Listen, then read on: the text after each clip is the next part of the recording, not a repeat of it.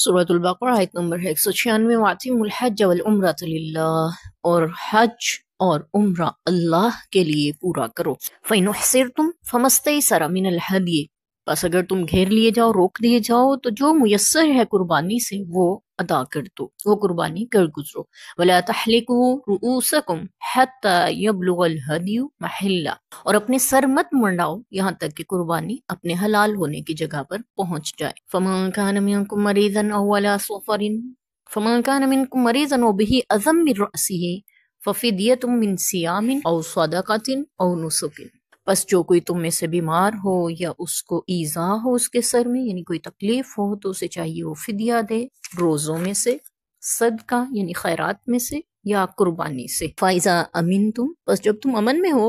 फमन तमत्ता bill उम्रति इलल Hajji, और जो कोई तुम में से फायदा उठाए उम्रे से हज तक, फमस्तैसर मिनल हदी, उसे जो भी मुयस्सर हो कुर्बानी उसे चाहिए वो करे। फमन लम यजिद, और जो कोई ना पाए यानी कुर्बानी ना हो उसके पास, फसियाम, उसे चाहिए रोजे रखे, सलासती अय्यामिन, 3 दिन, फिल हज्जी, हज के दिनों में, वसबअतिन इज़ा रजअतुम, और 7 जब वो वापस लौट जाए। तिलका अशरतुन कामिला, ये पूरे 10 हो गए। ज़ालिका लिमन लम यकुन अहलुहु हाज़िरिल मस्जिदिल हराम, ये उसके लिए है जो मस्जिद हराम के रहने वाला ना हो। वत्तकुल्लाह, और तकवा इख्तियार करो। वअलमू, और जान लो, अन्नल्लाह शदीदुल इक़ाब, बेशक अल्लाह सख्त अज़ाब देने वाला है।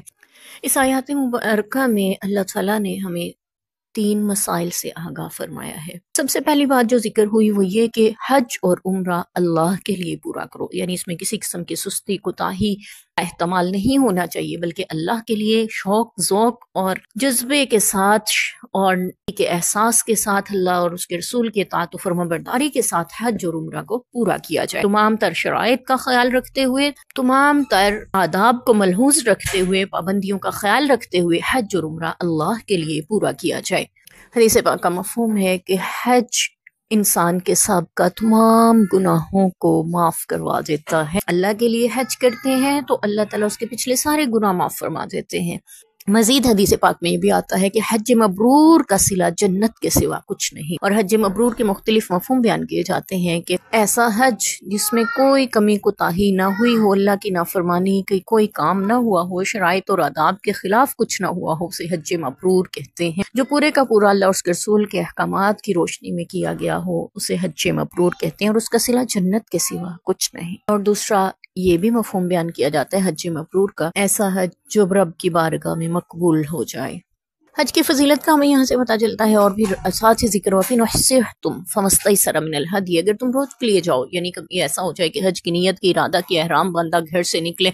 लेकिन रोक लिए गए, तो फिर जहाँ भी तुम्हें रोक दिया जाए वहीं पे तुम अपनी कुर्बानी करो और वहीं से एहराम की पाबंदियों से निकल कर यानी एहराम खोल दो और वापस लौट जाओ, और फिर जब कभी जिंदगी में मौका मिले तब तुम हज अदा कर दो, अपने फरीज़े हज को पूरा करो। और अपने सरों को ना मुंडाओ जब तक कुर्बानी उसके कुर्बान होने की जगह पर ना पहुंच जाए। हाँ, किसी के सर में तकलीफ हो या कोई ऐसा बीमार हो जैसे फोड़ा फिंसी निकल आए हैं और उसको मंडाना पड़ रहा है सर, या जैसा कि एक साहबी रसूल का किस्सा हमें यहाँ पे मिलता है तफसीर में कि वो उनके सर में इस कदर जुएं थी कि वो उनके चेहरे पे भी गिर रही थी, तो फिर रसूल सल्लल्लाहु अलैहि वसल्लम ने उनको सर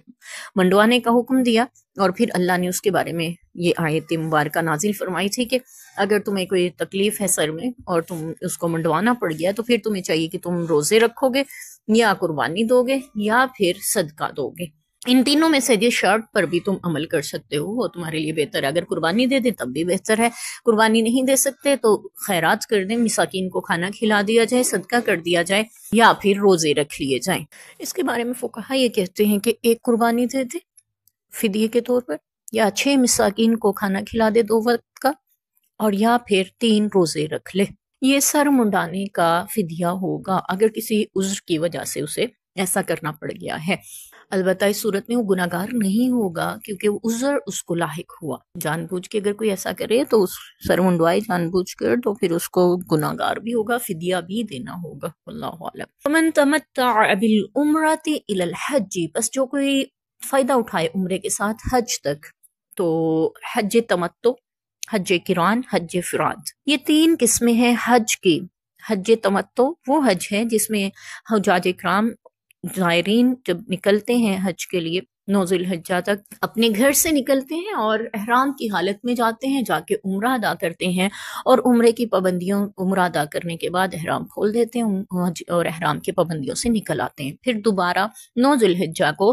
حج کے لیے احرام باندھتے ہیں، اسے کہا جاتا ہے حج تمتع، اور 13 ذوالحجہ تک پھر وہ احرام کی پابندیوں میں رہتے ہیں جب تک فریضہ حج مکمل ادا نہیں ہو جاتا۔ تمتع اس لیے کہتے ہیں کہ اس کے درمیان وہ فائدہ اٹھا سکتے ہیں، اپنے تمام امور جو چاہیں ادا کر سکتے ہیں، خوشبو لگانا، احرام بندیاں ہوتی ہیں، یعنی آپ خوشبو نہیں لگا سکتے، نکاح سے متعلقہ باتیں اور امور انجام نہیں دے سکتے ہیں، تو یہ ساری پابندیاں عمرہ کے بعد آپ پہ ختم ہو گئی۔ پھر حج کے دنوں میں دوبارہ اسے کہتے ہیں حج تمتع۔ دوسرا ہے حج قران۔ حج قران میں ہوتا ہے حج اور عمرے کی نیت کے ساتھ ایک ہی احرام میں حج کرنا، یعنی آپ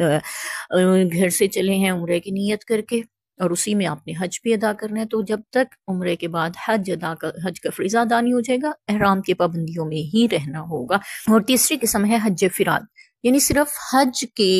ارادے سے احرام باندھنا۔ یہ 9 ذوالحجہ کو باندھا جاتا ہے۔ عموماً یہ حج فراد جو ہے وہ مکہ مکرمہ کے رہنے والے ہی کرتے ہیں، اور وہ لوگ تمتع یا قران نہیں کرتے، وہ صرف حج افراد ہی کرتے ہیں، کیونکہ عمرہ کے لیے ان کے لیے آسانی جب چاہیں کر سکتے ہیں، لیکن حج سال میں چونکہ ایک بار آتا ہے، اس لیے وہ صرف حج افراد ہی ادا کرتے ہیں، اور اس کے آس پاس رہنے والے بھی عموماً ایسا ہی کرتے ہیں۔ تو جس کے پاس میسر ہے قربانی، اللہ نے فرمایا اسے چاہیے قربانی کرے،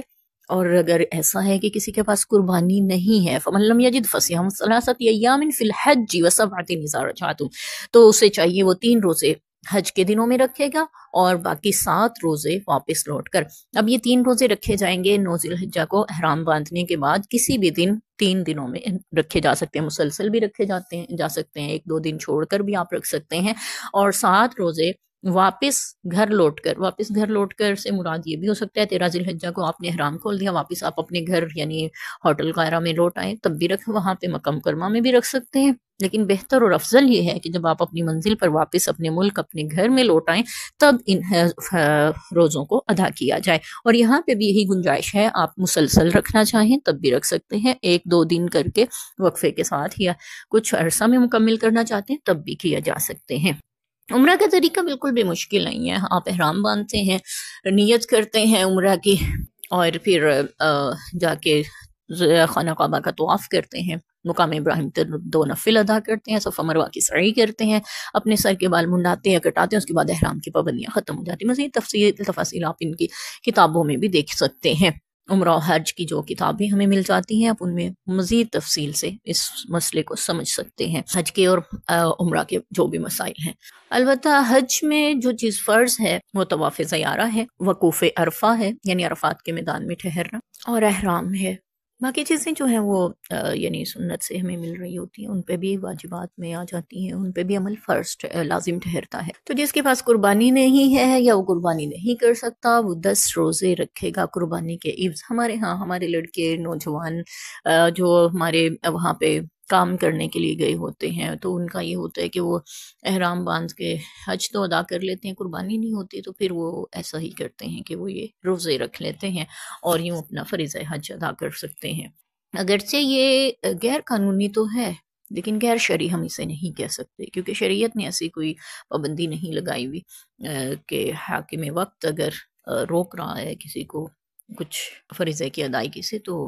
پھر حج نہیں ہوگا، ایسا نہیں ہے، آپ کسی بھی طرح ادا کر لیں، اللہ تعالیٰ قبول کرنے والے ہیں۔ اللہ نے فرمایا یہ گنجائش جو ہے 10 روزے رکھنے کی قربانی میسر نہیں ہے، یہ ان کے لیے ہے جو مسجد حرام کے رہنے والے نہ ہوں۔ مسجد حرام کے جو رہنے والے ہیں ان کے پاس اس سال قربانی نہیں ہے، تو اگلے سال، اس کے بعد کسی سال، جس سال قربانی میسر ہوگی اس سال وہ حج کر لیں، ان کے لیے کوئی مسئلہ نہیں، انہوں نے کون سا کہیں دور سے جانا ہے۔ لیکن جو دور سے آنے والے زائرین ہیں ان کے لیے گنجائش اللہ نے رکھی ہے کہ انہیں چاہیے وہ اگر روزے ان کے پاس قربانی نہیں ہے تو 10 روزے رکھ کر اس کا فدیہ ادا کر دیں۔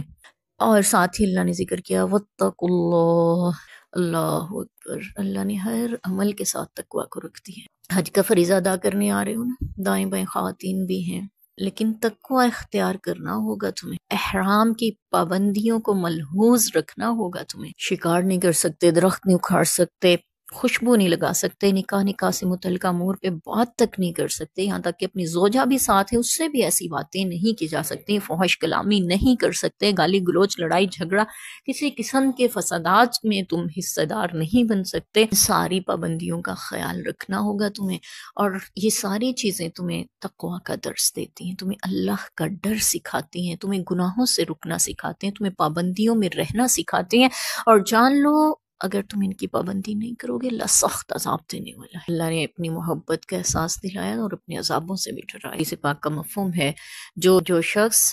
استطاعت کے باوجود حج ادا نہ کرے تو وہ یہودی مرے یا نصرانی، اللہ کو اس کی کوئی پرواہ نہیں ہے۔ یعنی طاقت تھی، مال و دولت تھی، آ سکتا تھا، حج کر سکتا تھا، پھر بھی جان بوجھ کر نہیں کیا۔ تو یہ نا نیت تھی، ارادہ تھا لیکن کر نہیں پایا، ایک یہ جانتے بوجھتے آیا ہی نہیں ہے، ارادہ ہی نہیں کیا، اس نے سوچا تک نہیں ہے، تو پھر اس کے لیے وعید ہے، وہ یہودی مرے یا نصرانی ہو کر مرے، اللہ کو اس کی کوئی پرواہ نہیں ہے۔ اللہ اتنا سخت عذاب دینے والے ہیں، اللہ تعالیٰ ہمیں اپنے عذابوں سے بچائیں، اپنی اور اپنے حبیب کی اطاعت کے مطابق حج کا فریضہ ادا کرنے کی سعادت نصیب فرمائیں، آمین۔